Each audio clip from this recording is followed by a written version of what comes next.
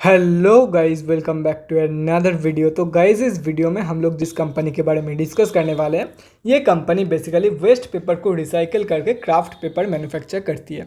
अगर इस कंपनी की लास्ट 52 वीक की मैक्सिमम रिटर्न के बारे में डिस्कस करें तो वो अप्रॉक्सीमेटली 130% के आसपास की निकल के आ रही है। कंपनी प्रॉफिटेबल होने के साथ साथ company is also expected to give a good quarterly result in March quarter. And उसके साथ साथ अगर कंपनी की लास्ट 3 साल की सेल्स ग्रोथ कैलकुलेट किया जाए तो वो अप्रॉक्सीमेटली 20% के आसपास के निकल के आ रही है। दिसंबर की क्वार्टर में भी कंपनी ने प्रॉफिट दिया है एंड दिसंबर की क्वार्टर में प्रॉफिट देने के साथ साथ एफआईआईज ने अपनी होल्डिंग इंक्रीज करी है इस कंपनी में इन दिसंबर की क्वार्टर। तो गाइस, इस वीडियो में हम लोग बेसिकली 3 पॉइंट कवर करेंगे। So the first point is fundamental analysis. यहाँ पे हम लोग देखेंगे कि कंपनी कौन सी है एंड कंपनी फंडामेंटली कैसी है for short term trade and long term investment purpose. Second point is volume analysis. Volume को एनालाइज करके हम लोग फ्यूचर ट्रेंड के बारे में अंदाज़ा लगाने की कोशिश करेंगे। And the third point is technical analysis. यहाँ पे हम लोग डिस्कस करेंगे डिफरेंट टेक्निकल्स के बारे में, मतलब कहाँ पे आप लोग बाई करके चल सकते हो एंड क्या आप लोगों की टारगेट रहने वाली है फॉर स्विंग ट्रेडिंग पर्पस। तो गाइस, बिना टाइम वेस्ट किए पहली पॉइंट की तरफ बढ़ते हैं और देखते हैं कि कंपनी कौन सी है एंड कंपनी फंडामेंटली कैसी है। तो गाइज, यहाँ पे आप लोग कंपनी का नेम देख सकते हो, एस्ट्रॉन paper and board mill limited company क्या करती है वो भी यहाँ पे आप लोग चेक कर सकते हो। वेस्ट पेपर से क्राफ्ट पेपर मैन्युफैक्चर करती है। अगर कंपनी के बारे में आप लोगों को कोई भी चीज़ डिटेल में जाननी है तो कंपनी के वेबसाइट में जाके आप लोग डेफिनेटली चेक कर सकते हो। कंपनी बहुत BSE एंड NSE में लिस्टेड है। 200 करोड़ के आसपास की कंपनी की मार्केट कैप है। 13.4 की पी है, 11.1 है ROCE and return on equity 5.85% के आसपास की निकल के आ रही है। लास्ट 6 मंथ्स की रिटर्न नेगेटिव में है एंड लास्ट 3 साल की जो सेल्स ग्रोथ है वो 20.1% के आसपास की निकल के आ रही है। बुक वैल्यू के आसपास ही ट्रेड कर रही है और यहाँ पे अगर 1 साल की अप्रॉक्सीमेट मैक्सिमम रिटर्न कैलकुलेट किया जाए तो वो 130.65% के आसपास की निकल के आ रही है। डिविडेंड कंपनी देती नहीं है, फेस वैल्यू 10 की है एंड प्रोमोटर्स की होल्डिंग 0.01% प्लेज हो रखा है। अगर प्रोज एंड कॉन्स के बारे में डिस्कस करें तो देख सकते हो। पहले प्रोज चेक कर लेते हैं। ये पॉइंट तो मैंने वीडियो के स्टार्टिंग में ही डिस्कस कर दिया था और ये वाला पॉइंट मैंने ऊपर ही दिखा दिया है आप लोगों की। कंपनी जो है वो बुक वैल्यू के आसपास ही ट्रेड कर रही है। और अगर कॉन्स के बारे में डिस्कस करें तो गाइस, यहाँ पे आप लोग देख सकते हो कंपनी प्रॉफिटेबल है लेकिन डिविडेंड पे नहीं करती है। प्रोमोटर्स की होल्डिंग काफ़ी कम है।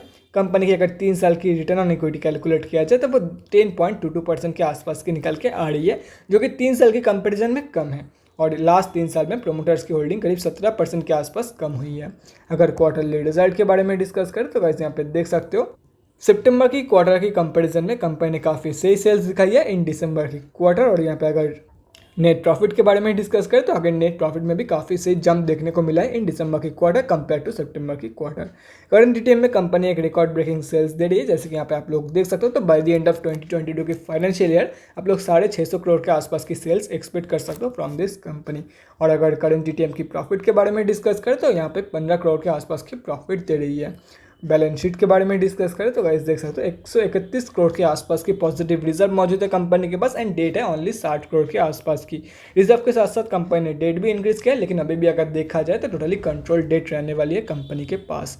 अगर शेयर होल्डिंग पैटर्न के बारे में डिस्कस करें तो गाइस यहाँ पे देख सकते हो लास्ट क्वार्टर की कंपैरिजन में अगर देखा जाए तो एफआईआईज ने 0.14% अपनी स्टेक इंक्रीज करी है और ये जो माल है वो पब्लिक से ही उठाया गया है। और अगर पब्लिक में देखा जाए तो काफ़ी सारे बड़े रिटेलर की होल्डिंग है और अगर ये सब कुछ कैलकुलेट करते हो तो हम अब जैसे छोटे मोटे रिटेलर की जो होल्डिंग है वो अप्रॉक्सीमेटली 34.5% के आसपास की निकल के आ रही है।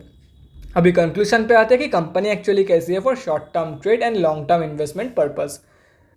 पहले शॉर्ट टर्म के बारे में डिस्कस कर देता हूँ। देखो गाइस, शॉर्ट टर्म के लिए मैं ये कंपनी बिल्कुल भी रिकमेंड नहीं करने वाला हूँ। क्यों नहीं रिकमेंड करने वाला हूँ? देखो गाइस, कंपनी बहुत बार ऐसा हुआ है कि कंपनी एक ही रेंज पे कंसोलिडेट कर रही है, तो इसीलिए मैं शॉर्ट टर्म के लिए रिकमेंड नहीं करने वाला हूँ। और अगर लास्ट 6 मंथ्स की रिटर्न देखा जाए तो वो नेगेटिव है, नेगेटिव बाई 27%। इसीलिए शॉर्ट टर्म में मैं रिकमेंड नहीं करने वाला हूँ। अगर जाना ही है तो लॉन्ग टर्म के लिए आप लोग कंसिडर करके इस कंपनी को चल सकते हो। डेट कंट्रोल्ड है, बैलेंस शीट की हेल्थ भी काफ़ी सही है, कंपनी प्रॉफिटेबल भी है एंड अच्छा खासा सेल्स ग्रोथ भी है कंपनी में। तो आप लोग डेफिनेटली लॉन्ग टर्म के लिए प्लानिंग कर सकते हो इस कंपनी में अपने रिस्क मैनेजमेंट को फॉलो करके आप लोग इन्वेस्ट कर सकते हो इस कंपनी में। एंड इस कंपनी की जो बिजनेस है वो भी काफ़ी सही लगता है मुझे, क्योंकि वेस्ट पेपर भी रिसाइकिल हो रहा है एंड उसके साथ साथ न्यू फिनिश्ड प्रोडक्ट भी तैयार हो रहा है, जो कि अपने आप में काफ़ी सही चीज़ है। तो गाइज, ये तो हो गया हमारा फर्स्ट पॉइंट। अभी हम लोग बढ़ते हैं हमारे सेकेंड पॉइंट की तरफ और देखते हैं कि आज कंपनी में क्या हुआ है। तो गाइज यहाँ पे हम लोग आ चुके हैं एनएससी के वेबसाइट पे। कंपनी जो है वो निफ्टी 500 में लिस्टेड है एंड अगर आज के बारे में डिस्कस करें तो 1,71,246 क्वांटिटी में आज ट्रेड लिया गया है, जिसका वैल्यू लगभग 74.5 लाख रुपीज़ के आसपास की निकल के आ रही है। 30 बाइंग ऑर्डर पेंडिंग है 42.45 के प्राइस पॉइंट पे। और यहाँ पे अगर डिलीवरी परसेंटेज के बारे में डिस्कस करें तो वो 50% के आसपास की निकल के आ रही है। मतलब 50% ट्रेड जो है वो डिलीवरी में लिया गया है एंड 50% इंट्राडे में। तो वॉल्यूम की जो स्ट्रेंथ है वो मॉडरेट रहने वाली है, ना ही वीक ना ही स्ट्रॉन्ग। अभी हम लोग को ये चेक करना है कि ये जो ओवरऑल 1,71,000 के आसपास की वॉल्यूम निकल के आई है, क्या ये कंपनी की एवरेज वॉल्यूम है, एवरेज से ज़्यादा है या एवरेज से कम, और वो हम लोग को पता चलेगा एनएससी के डेली चार्ट पे। तो गाइस बिना टाइम वेस्ट के एनएससी के डेली चार्ट की तरफ बढ़ते हैं और देखते हैं कि वॉल्यूम का क्या सीन है एंड उसके साथ साथ हम लोग स्विंग ट्रेडिंग लेवल्स के बारे में भी डिस्कस करेंगे।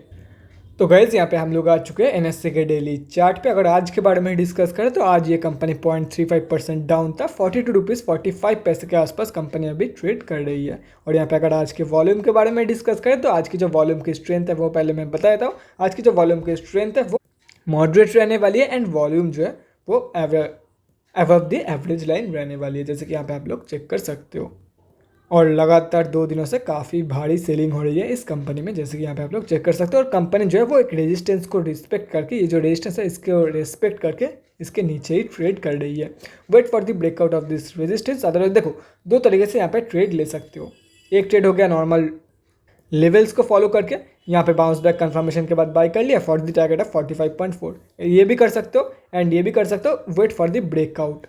जब इसके ऊपर ब्रेकआउट होगा तो आप लोग डेफिनेटली बाय करके चल सकते हो for the target of 53.75, 62.05 and 72 rupees. ठीक है, 2 तरीके से आप लोग ट्रेड ले सकते हो, इसके अंदर भी ले सकते हो एंड अगर कोई बड़ा ट्रेड चाहिए तो वेट फॉर द ब्रेकआउट। इसके अंदर छोटा मोटा प्रॉफिट होगा, इतना बड़ा नहीं होगा आप लोगों को प्रॉफिट।